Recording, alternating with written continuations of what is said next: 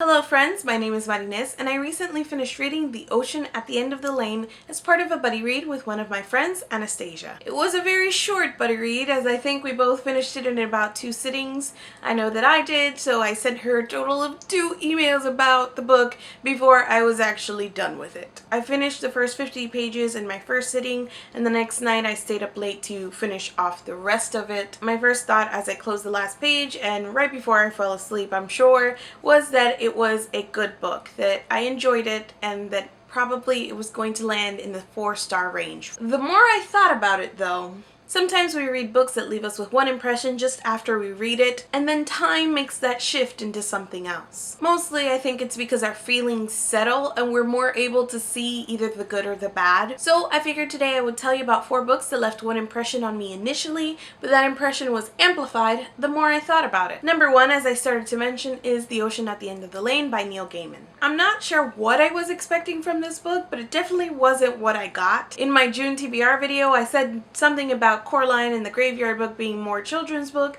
so I'm figuring I was expecting this to be more adult, which it's not really, in that the main character is still a young boy. The interesting part about this book is that it is a lot about growing up, told in the signature haunting and otherworldly style of Gaiman. The issue with Gaiman books, which I'm finding, is that they are very matter of fact. He takes absolutely no pains to explain anything that is going on or builds a backstory. We jump right into the action and things happen whether we are ready for them or not. Gaiman books refuse to properly introduce or completely conclude. Because of this, I feel like his stories have a tendency to hold you at arm's length. In this book, a man returns to his hometown for a funeral and he finds himself attracted to a barn and to a lane and to a place where he expects to find a little girl that he once knew. There, he starts to remember an adventure that he went on 40 years prior, an adventure that started with a suicide and continued with a nasty creature bent on giving everyone exactly what they wanted. The more I thought about the story, the more I loved it because it is so much more than the strange surface level story. There is such a feeling of loss of innocence and childhood that permeates here. It picks at the way that we are adults sometimes, stumbling through life, not really knowing what we're doing, but putting up the front that we do. I want to read this story again and really examine it and talk about it and love it. The second book on this list is The Final Empire by Brandon Sanderson. A lot of people love this series and I struggled big time just to finish it. When I tell people that, they immediately react and they say, "Oh, but it's high fantasy." Thank you, I understand. I can read high fantasy. That is not at all the problem for me. I found Sanderson's writing dull and repetitive. We aren't even talking about like Middle Earth describing the flora and the fauna. We're talking about straight repetition of phrases, of words, of action. Just, it was exhausting. He bashed us over the head with certain character traits because did you hear that Vin doesn't trust anyone and her brother Reen was a jerk? Because Vin doesn't trust anyone and her brother Reen was a jerk. Also, Vin didn't trust anyone and Reen was a jerk. The thing that kept making it worse in my opinion as time passed was the way that other people were defending it to me. Not the fact that people were defending it in and of itself, but that they were choosing to say that I needed to put up with or bear with the first half and the second half was really amazing. Okay, that's cool, but that's also a problem. If you're admitting that the first half of the book has to be put up with or borne, can we at least acknowledge that, yeah, that's a storytelling and writing problem? So anyways, the first 380 pages were painful and the last 200 whatever were action-packed. So when I closed the book, the last thing I had read were the action-packed pages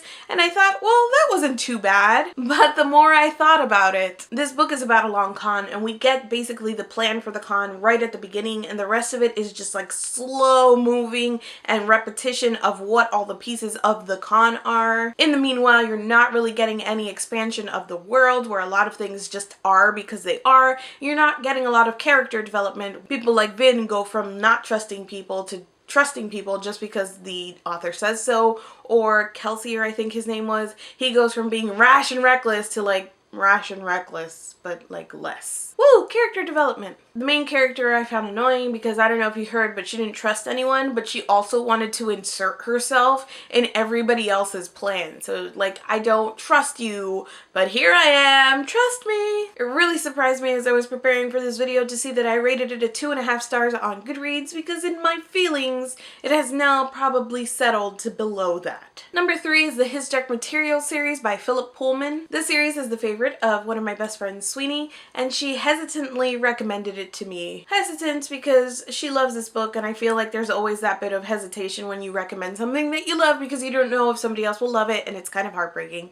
But also because she knows that faith is very important to me, and in this book, Pullman really dissects and takes apart various aspects of organized religion and of faith. So I started the series and I really liked the Golden Compass. Particularly, I loved the character of Lyra and her relationship with her demon Pan. Yorick was also a wonderful character, and just in general, the world and the characters were super bright, and I loved all of that stuff. I struggled a bit more with the Subtle Knife because I found that a lot of the things that I loved about the Golden Compass were missing in the Subtle Knife, including Lyra's world, and some of the relationships that I had really enjoyed were just not there. Additionally, what was once metaphorical had now become an anvil in the Subtle Knife, and I felt like Pullman was preaching to us. Instead of using a story to get his message across, it was just like straight sermon. And then I finished The Amber Spyglass, but I didn't even review it, which probably just goes to show you that I did not even know what my thoughts were at that point, because I had a mixed bag of reactions to everything that happened. I'm pretty sure that in my mixed up feelings, I just ended it asking myself, did you like it? Did you like it? Did you like it? Maybe I didn't have an answer for that then, but the more I thought about it, I referenced this book a lot. Mostly because Will and Lyra are some of my favorite characters of ever now. It's also really interesting because even though I struggle with the messaging in The Subtle Knife, I really appreciated what The Amber Spyglass was trying to say. And I love the idea that it is the responsibility of everyone to see as much of the world as they can, and that we live on through the stories that we tell and the stories that we leave behind. I want to reread this because I think it will be a lot different for me, especially with the things that I struggled with when I see the full arc, and also now loving the characters. The last book, number 4, is The Selection by Kiera Cass. Here's another book that I stayed up late at night to read, and when I finished, I thought that was good, and I was going to rate it and review it as that was good. When I sat down to review it though, and I was thinking about the things that I liked versus the things that I didn't like, it just was so apparent to me that there were so many more things I didn't like. I felt so bamboozled.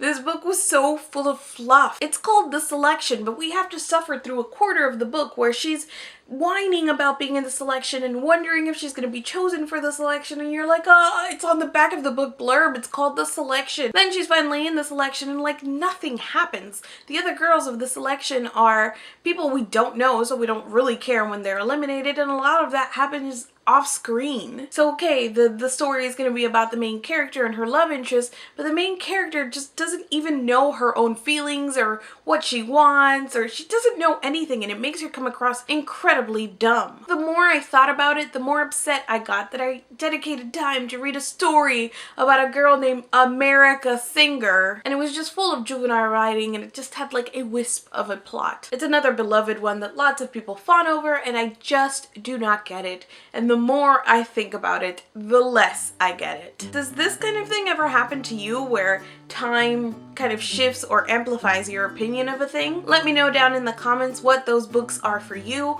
or if you've read any of the books that I mentioned on today's list, you can let me know what you thought about them. Thank you so much for watching this video, and I will see you guys soon. Oh, I forgot to tell you guys, Finn didn't trust anyone. Her brother Reen, he was a jerk. Did you? Did you? Did you like it?